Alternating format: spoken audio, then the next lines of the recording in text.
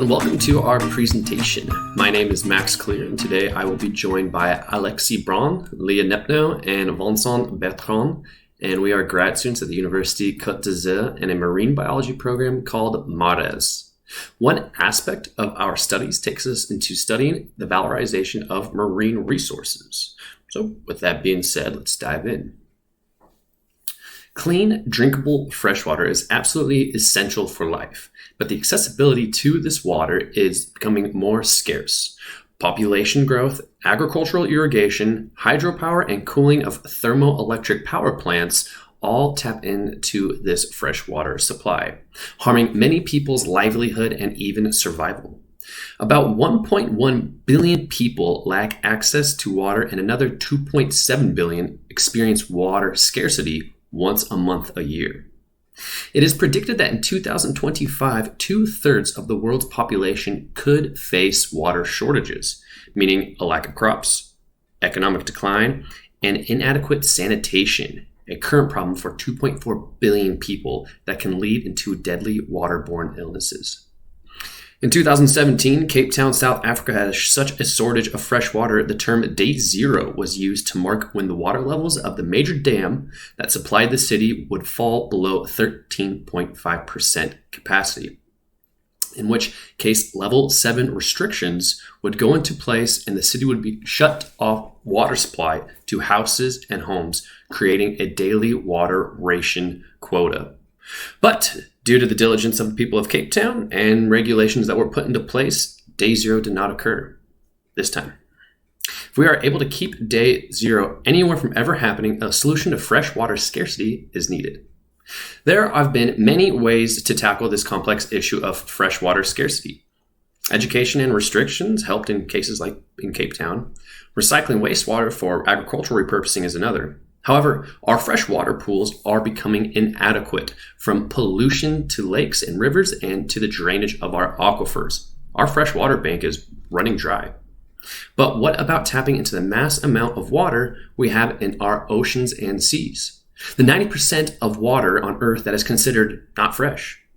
Is there a way we can use this mass supply of water for our own humanitarian clean fresh water needs? The solution to that is desalination, and will be our topic on resource valorization today. So what is desalination? Desalination includes all the processes that take away the mineral compounds from saline water, and so removing the excess salts. Along with recycled wastewater, it is one of the few rainfall independent water resources available for humans. These processes will produce 2 streams of water from a saline water. The first will be the treated fresh water, which contains lower concentration of salts and minerals. And the second one will be the brine, which contains higher concentration of salts and minerals. The seawater used in these processes is taken into desalination plants from the surface or from below the seafloor. First, surface water is the most effective source of seawater. The intake can affect and be affected by organisms because of the abundance of organisms at the surface, but technologies like passive screens, fine mesh screens, filter nets are designed and used to minimize the environmental impact of these intakes. It will also minimize the amount of pre-treatment needed before the treatment system in the plant. We can also use the seawater from below the seafloor. Subsurface intakes can be done with specific site permits because the geology of every site is different and some of them can be unfavorable to intakes and can be harmful. However, these intakes will cause less damage to marine organisms at the end, and the water is filtered naturally thanks to the soil, which improves the quality of the feed water and decreases the needs of pre-treatment at the plants. Many methods of desalination have been studied and used, but today 2 types of technologies are mostly used around the world: thermal distillation and membrane distillation. And we will see first the thermal distillation processes. So in thermal distillation, there are 3 major processes used. The first one is the MSF, the multi-stage flash dilution, where the feed water passes through different chambers with different temperatures and pressures, which will make the water boil. The vapor is then condensed and collected. The multi-effect distillation, MED, is using the same principles than the MSF, except that the water will be conducted to different chambers and different vessels, 8 to 16 in total. So there is more treatments in this method, and this method will be more efficient than MSF. Then there is the vapor compression distillation, VP, which is commonly used for small and medium scale units like resorts or industries. The principle here is to use the heat of vapor compression to evaporate the feed water, and it can be used independently or combined with another processes or several other processes. Now let's talk about membrane distillation, which has been primarily used in the United States. These techniques involve a pressure gradient or an electrical potential to force feed the water through the membranes. Electrodialysis, ED, and electrodialysis reverse, EDR, are using the electrical potential to attract and move different cations or anions through a membrane, with some membranes only holding anions and some other membranes only holding cations. This process will remove some constituent of the feed water, and so the fresh water produced contains less dissolved minerals and salts. Finally, the reverse osmosis, RO, is using the osmotic pressure as a driving force to move the feed water to membranes that will prevent salt ions from passing.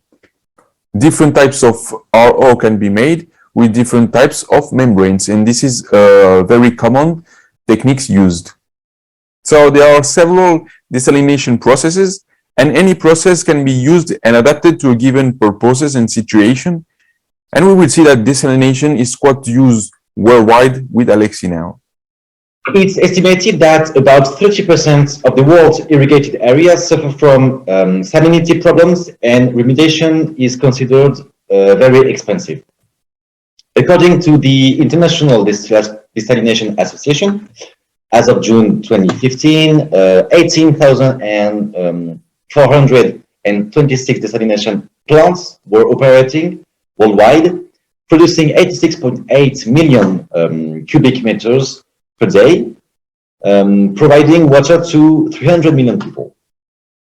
The largest users of desalinated water are in the Middle East, which uses about 70% of the world's capacity, and North Africa, mainly Libya and Algeria, which uses about 6% of the world's capacity. So among the many Middle Eastern nations trying to avoid water shortages, Israel relies on desalination plants. The third of 5 large plants planned off the Israel coast went into operation in January 2010, and so far it's the largest reverse osmosis desalination plant in the world. When all the facilities are completed, they are expected to provide about 2/3 of the country's drinking water. Another example of country is Australia. At the Water Services Association of Australia, employees see their arid continent as a forecast of what the future of water systems might look like in an increasingly hot and dry world. In the midst of a prolonged drought, the country's 5 largest cities have begun preparing for water shortages by building massive desalination plants. These plants certainly have their critics.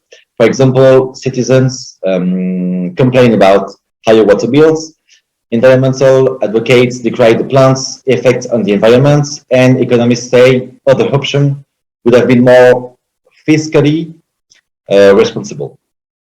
But according to regional water authorities, the region is now prepared to deal with drought and water supply issues in the future.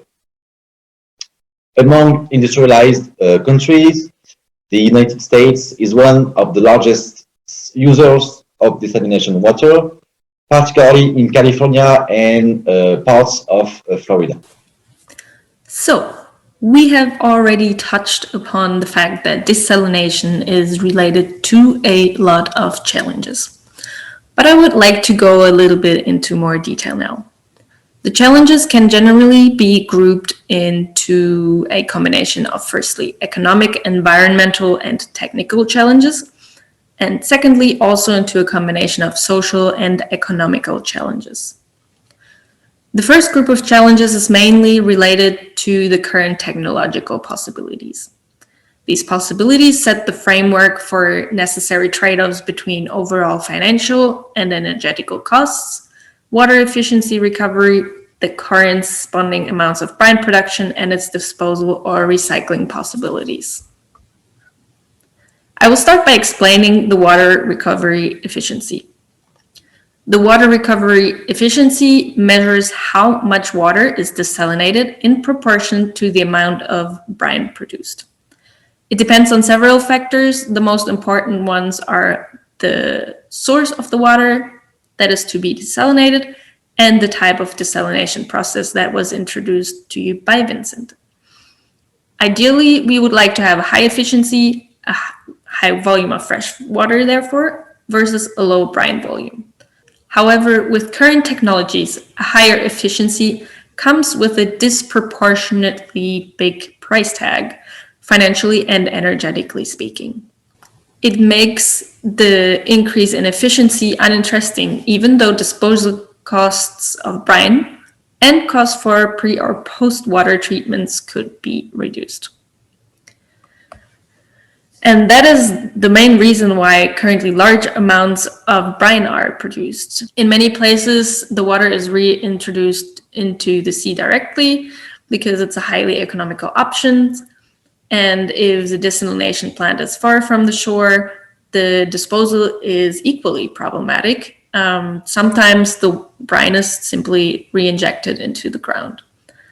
These practices threaten the environmental conditions of the present biodiversity, and problems can present themselves not only in the obviously increased salt content, but also in changes in water dynamics, oxygen depletion, toxic chemicals that can be residue in the water, or heavy metals. There are attempts to circumvent these problems, such as the dilution and dispersion of the brine prior to its release into the nature, or also the valorization of brine contents. Studies have shown that it's possible to filter the water for certain rare metals, such as uranium. It's possible to produce base products for chemical applications, as well as the use of halophyte aquacultures. The application of these technologies is not yet considered as economically interesting, which means that further research in this type of technologies needs to be done. The things that I just talked about, they are a non-exhaustive list. I would just like to cover one more point, the social aspect.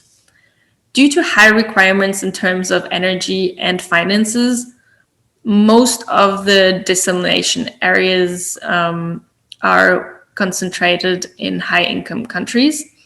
However, if we want to address current and future challenges of limited freshwater, there will be a lot more research necessary into the directions to make desalination technologies more accessible to everyone. And this is also a big part to reach international targets of human well-being, such as the SDGs.